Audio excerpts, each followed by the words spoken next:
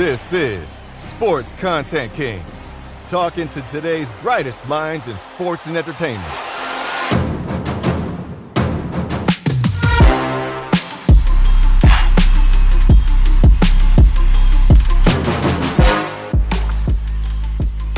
Welcome to Sports Content Kings, brought to you by WC Sports, a podcast dedicated to today's brightest minds in sports, figuring out the latest trends and technologies of the industry. I'm Aviv, one of the founders of WC Sports and Chief Business Development Officer. I'm happy to be here with my brother. I'm Shaka. I'm VP Business Development at WC Sports, and we are the Arnon brothers. And today we are joined by Kathryn Cochrane. She's a group product manager at YouTube TV, and we're discussing what YouTube TV has been able to do in sports media. This has been such a good conversation and one close to our hearts, and we thank Kathryn for joining us and sharing all that info. I hope you all enjoy. We have a fantastic guest. We have Kathryn Cochrane, Group Product Manager at YouTube TV. Great to have you here. Thanks for having me, guys. Thanks for agreeing to do this. It's good to see you. Long time coming. Yeah, nice to see you too. So, Kathryn, I think it'll be proper for you to letting you introduce yourself, given what you've been doing, what YouTube TV has been doing. We'll let you just give an overview and then we'll dive in. Yeah, sounds good. So, I've been working on the product team at YouTube TV for the last 6 years, joined about a year before we launched the service publicly in 2017. So it's been a really fun ride, kind of building a new live TV service in the US from scratch and figuring out how we can really innovate in that space and bring a more delightful sports viewing experience to users. It was an interesting career pivot for me, though. I didn't really start thinking I would ever work in sports. I always liked sports. I played a lot of sports growing up. I watched a lot of sports growing up. I grew up in Boston, so we are all diehard sports fans there. Love the Patriots, love the Celtics, love the Red Sox, love the Bruins. People can't stay indifferent to that, right? It's either with you or against you, I think. Yeah. That's true. And I've taken my fandom to California as well. There's a lot of diehard Boston sports fans out here too, I'll tell you. It doesn't die. And I always enjoyed it, but I never thought I'd have a career in it necessarily. I actually started my career working as an engineer in the medical device industry. So I was designing and manufacturing like metal plates, rods, and screws to fix broken bones. So pretty different from what I do now. Although we did work with a lot of professional athletes and doctors in that field. Turns out a lot of hockey players need metal plates in their faces. But that was kind of the extent of the overlap. And then I went to business school and I had a wonderful professor at HBS, Anita Albersi. She has a great course on the business of entertainment, media, and sports. And so I knew I wanted to work in product management, but it was that class in particular that really got me excited about working in media and sports. So then I started over at YouTube and have really, really had a wonderful experience the past 6 years there. You came in knowing that it's going to be sports? I came in knowing that we were going to be building a live TV service. Of course, one of the big pieces of that is live sports.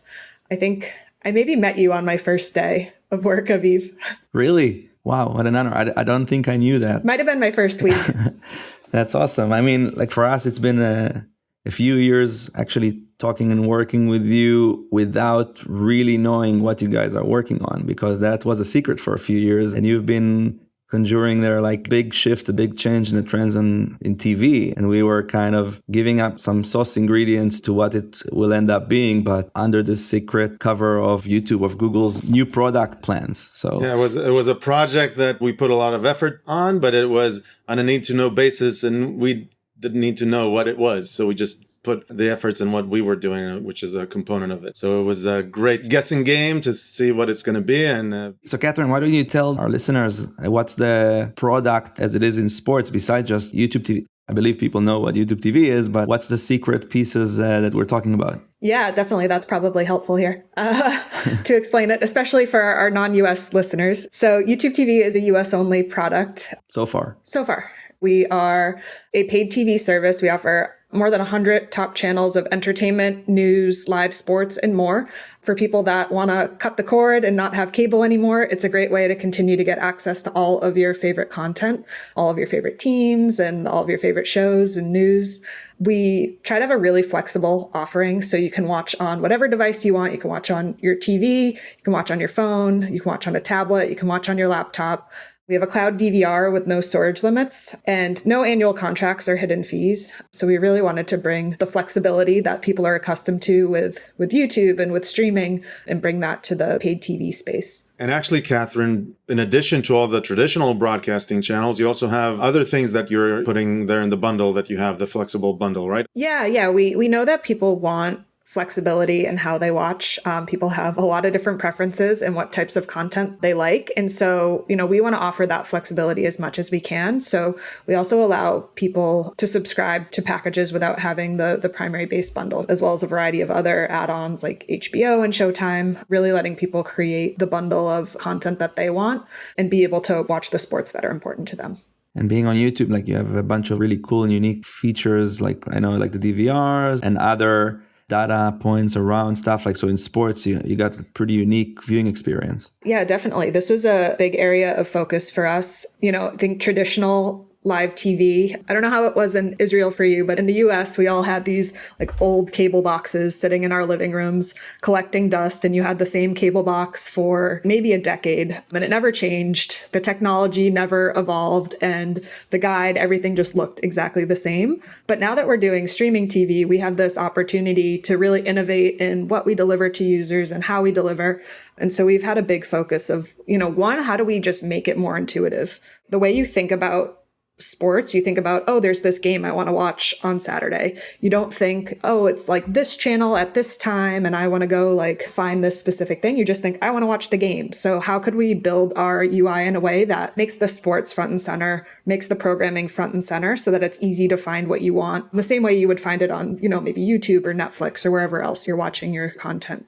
So that was a big priority for us. And then the other thing was, how can we bring more innovative features? How can we leverage everything that Google and YouTube already have in terms of, video and sports data, and really try to pull that together in a way that makes, a more compelling, more interactive sports viewing experience. So, over the years, we've launched several features that allow people to really dig in, learn more about the game that they're watching, interact with what's happening, find new ways to watch. We'll dive into those features, but basically you're saying that if I go to YouTube TV, I switch from the set-top box to you, I have to give up on the experience of having the maintenance person come in and drill in my wall. That's what I have to give up on? You do, unfortunately. Okay.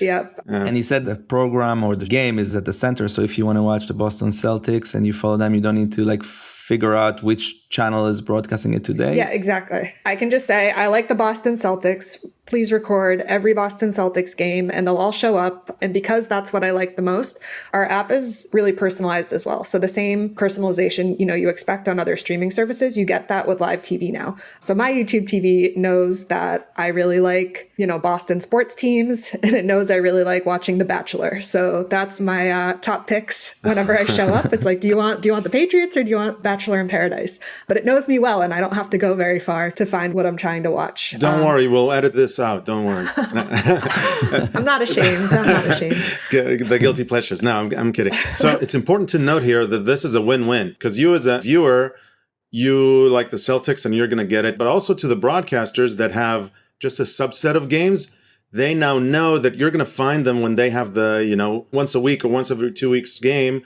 They know that you're going to find them because you're getting the access through YouTube TV. So that's a win-win for both the viewer and the local broadcaster, if you will. And it's a win-win-win. With you as the product group lead, you can basically build what you like and what you want, right? It's so right. I do feel a lot of times like I'm building features for myself. We recently introduced key plays on golf, and I've gotten really into golf over the past couple of years, playing it, watching it. In a lot of ways, I felt like I was building a feature for myself there.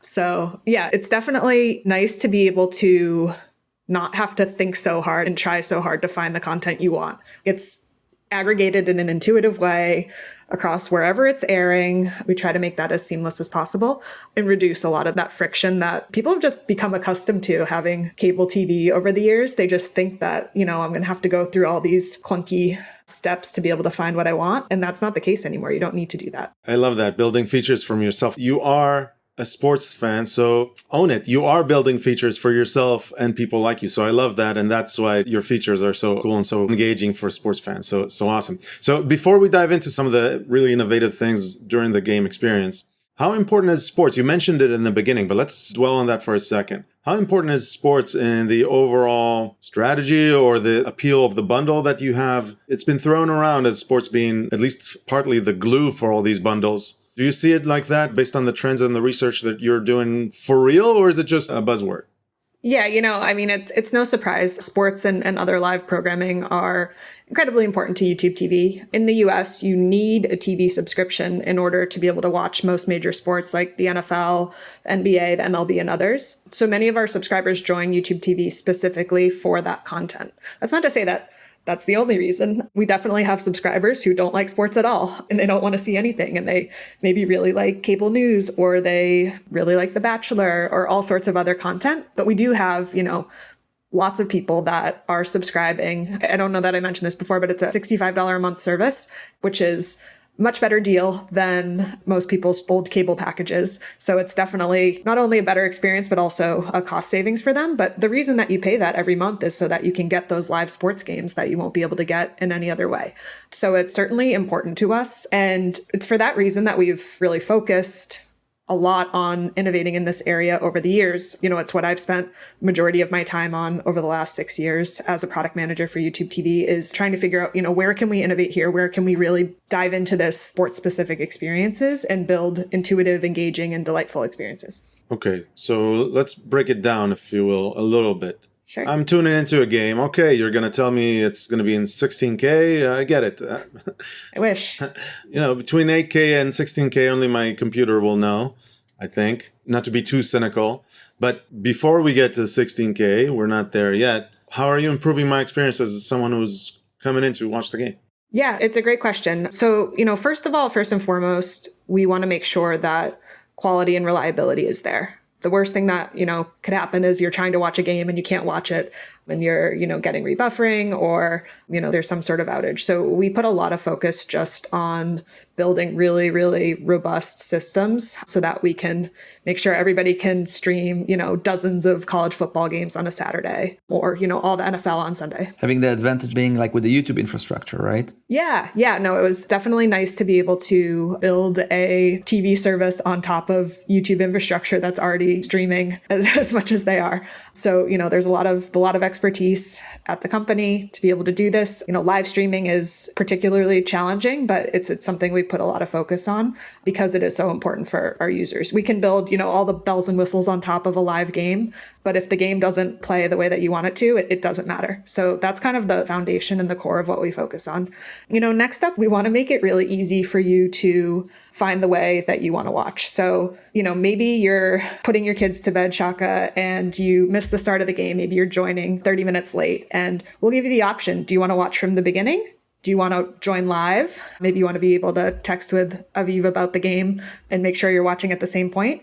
So, traditionally those would be your two options, but now we have a third, which is you can catch up to live with key plays. So that will just let you jump through all the important moments that happened from the start of the game to the point of live and know what's happening. And then you get to live within a couple minutes. And then all of a sudden you're watching at the same point of Aviv. So we found this to be a really popular feature, I think, with people that have kids that go to bed at the same time as their favorite team plays. So you can make sure you're not really missing the important things, but you're still able to, watch spoiler free. Miseducation, kids going to sleep during the game. Yeah. You either need to keep them up for the game and not indoctrinate them into your favorite team or Exactly. I guess do it sooner. But no, we try to give people the flexibility. Another thing that we do is, spoilers we found is a really big challenge for people, something that people seek to avoid. Actually, I'll give you a little story about how we came up with some of these. So at YouTube, it's really important for us to deeply understand our users' needs and their wants and their behaviors. And so we have a really big focus on user research. And that means that sometimes we find ourselves sitting in people's living rooms, watching them watch TV. And one thing that we consistently saw was that while people were watching a game, they were also on their phone, like looking up stats, looking up scores from other games, maybe texting their friends, digging into their fantasy lineup. And we also saw people, rewinding a game to rewatch a cool play that just happened. This was the motivation for a lot of these features. But one thing that, kept coming up was spoilers. Like if you're not watching live, you can't check stats anymore because everything's a spoiler at that point. And so there's always this struggle, like I want to watch the whole game, but I also don't want to get spoilers.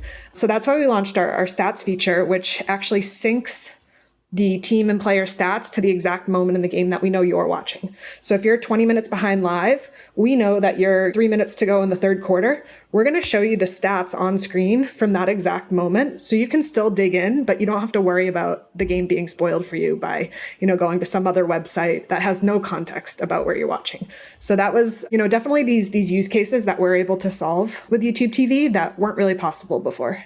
Once you launch such a new feature, you're seeing the audience and market reaction, you're tracking the trends, you're seeing what works, and then you double down on it? Or how does that work over time? Yeah, it's a bit of all of it. Like we have a huge focus on understanding what our customers need and want and are asking for. I spend a ton of my job doing, our formal user research that we do in-house, like reading what people are saying on Twitter and Reddit about our features, what they're sending in via feedback, and really trying to, understand, where are we meeting those needs and where are we still falling short, or where there are additional opportunities that we can double down on. So we're constantly trying to make this even better and better.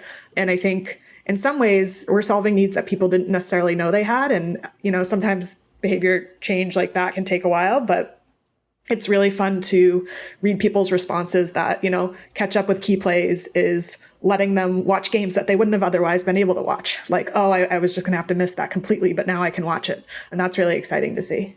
Are you seeing viewers, fans jumping from game to game and utilizing the key plays just to quench their FOMO? Is that happening? Yeah, I think there's definitely, I guess, getting into more anecdotes I've heard that people will say, hey, I wasn't going to watch this other college football game because there's, 15 other games on right now, but because I can watch key plays or I can quickly jump back and forth, like I'm actually catching stuff that I otherwise wouldn't have watched. It does give that flexibility, definitely. Also with our cloud DVR with no storage limits, you can just record all of college football and get every single game that airs on a Saturday, which is a lot of football. And you can watch it on your own terms. And, you can be watching it, one game on your mobile device and another one on your tablet and another one on your TV, another one on your laptop. So, people definitely have more flexibility now, I think, to be able to tune into more games. So we actually touched this with all these examples, but I'm thinking about, as a headline, about personalization and what you're bringing to the table here.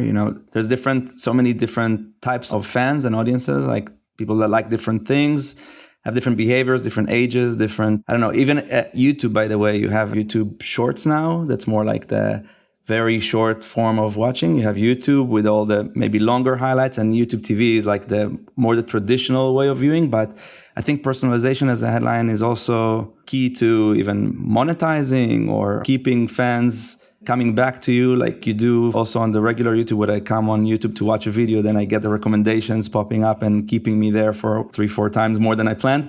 So how do you look at personalizing the experience as a goal? Yeah, it's a huge goal. Kind of as you alluded to, TV is not one size fits all. A lot of people want a lot of different things out of their TV service. And you could have two different people that say, I watch this amount of TV on YouTube TV every week, and they watch completely different things, completely different interests. But for both of those people, we want it to feel really personalized to them. And like, we understand what they like, why they're using YouTube TV, what content's important to them. So, whether that's really anticipating what their morning routine is and the news that they like to watch in the morning, and then making sure that, later on, we know which show they're going to like to watch that evening or what game. That's been a big focus for us. With legacy cable, right? Everybody had the same experience. You would go over to the grid and you would be all in the, same order. You'd have to know which channel number to go to. And, there would be no personalization at all. But what we found is people want the personalization. They also want to be empowered. They want customization as well. They want to be able to control their experience. So there's a lot we can do to anticipate what people are going to want to watch. But at some point, we also want to hand over the reins to them and say, how do you want to watch this? Like, do you want to watch it from the beginning? Do you want to watch with key plays? Do you want to watch live?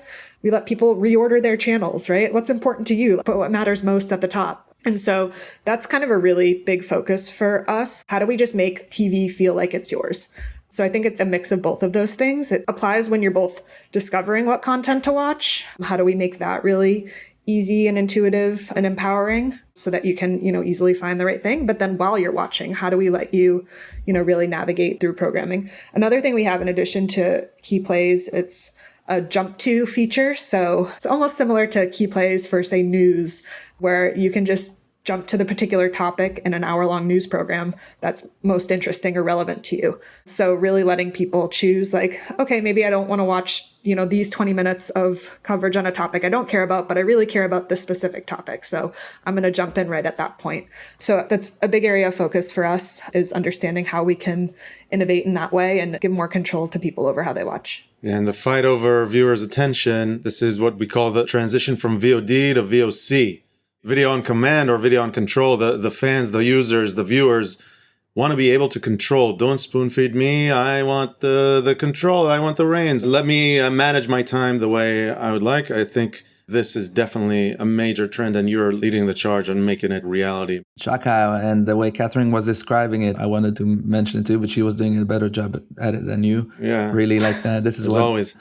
I like that video on command, VOC. That's great. Yeah, I think that's spot on. I think there's a mix of people. Some people still want that lean back TV experience, and we need to make sure that we deliver that just as well, right? And that is, anticipating what it is you're going to want and make that really easy. And if you want that video on command, as you mentioned, how do we also make that possible and let those two experiences sit side by side in a really harmonious way, that we're not, forcing anything on people that, you have to watch in this particular way, but you can do what works for you. You can command it being lean back. Have the entire spectrum, yeah. Yeah, and transitioning from that box in the living room, like, how do you see that in different devices now? Like, is mobile a much bigger chunk of the viewership now? How does that work? Yeah, actually, first I'll give you a little anecdote about, banishing the cable box from people's living room. One piece of feedback that we've gotten very, very, very strongly over the last few years is that people miss the clock that was on the front of their cable box. And they say they don't know what time it is anymore because they don't have that clock telling them.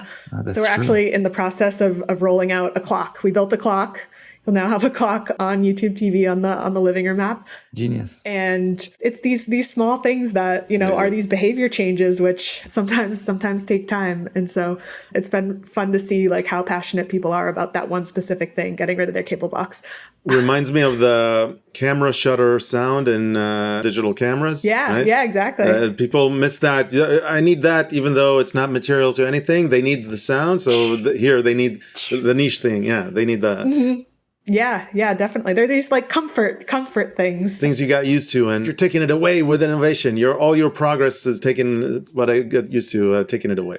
Yeah, no, exactly. It's great. But, I think in spite of the missing clock, which has now returned, people like the flexibility. I think, more than anything, as people are cutting the cord, they do it because they want cost savings. They do it because they want flexibility with their packaging. They want to not be locked into a long-term contract. They want to be able to, subscribe for the time period that works for them.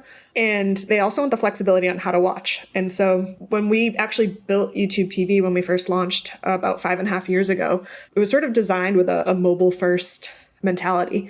We had our mobile app and we had our web app. We spent a lot of time building those to really take advantage of that mobile form factor and, that laptop web experience so that people would have that flexibility to watch how they wanted. Turns out, people love watching TV on their TV device. That's definitely the most important screen.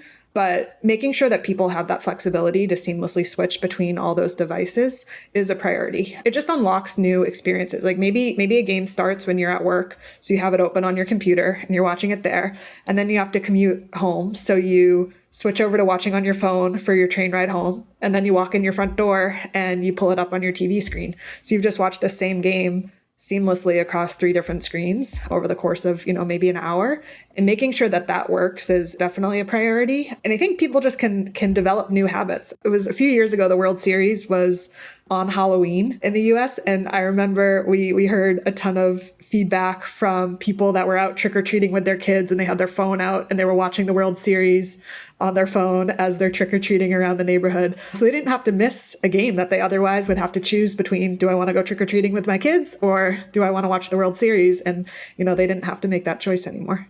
Awesome. Really good anecdotes. Okay, so without putting you on the spot with anything that you can tell us, like what can we finish up with this really interesting talk? Like, is there anything we should be out looking for that you can speak about? I do think that we can, anticipate more of the trends that we've been seeing, right? Users are demanding more of their services, rightfully so. They want more flexibility in how to watch. They want to have more and more of this personalization that they're accustomed to. They want more and more control, easily being able to get to the content and TV moments that matter most. And they want quality and reliability. So, one thing that we've been really focused on, you were joking earlier about 16K, but I think the US is a little bit behind on 4K for games compared to some other countries.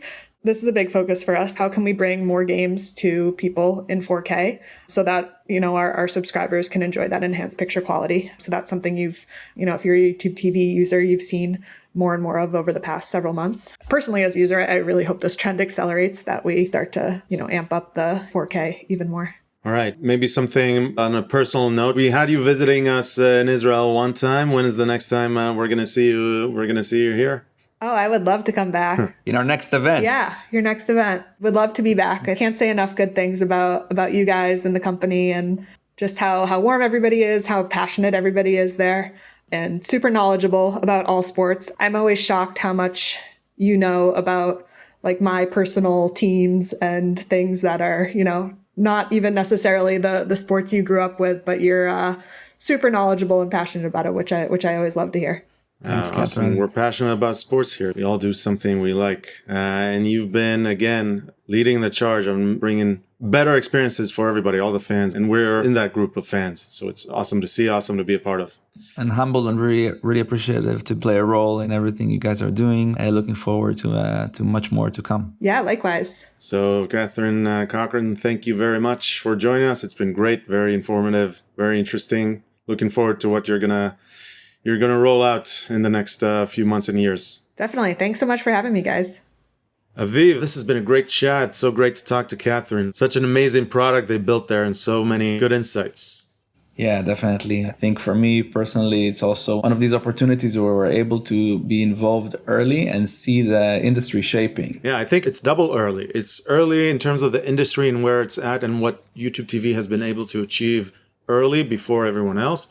And also early for WC, we've been able to really collaborate with a mammoth like YouTube TV really early in the life of the company and bring what we bring to the table really early. So it's an emotional story really connected to what we've been doing in the last few years. And Kathryn has really been leading the charge there in YouTube TV. It's amazing to see. Yeah, a lot of it thanks to Kathryn. So it was really fun to have her here. Yeah, it's also going to be very interesting to see where TVs are going to be in the next 2, 3, 5, perhaps even 10 years. YouTube TV is really carving the way. This has been great, Aviv. Thanks for the time. Still many, many good things still to come, right? Yes, exciting. Few episodes coming up. So thanks for the time as well, Shaka. Till next time. See ya.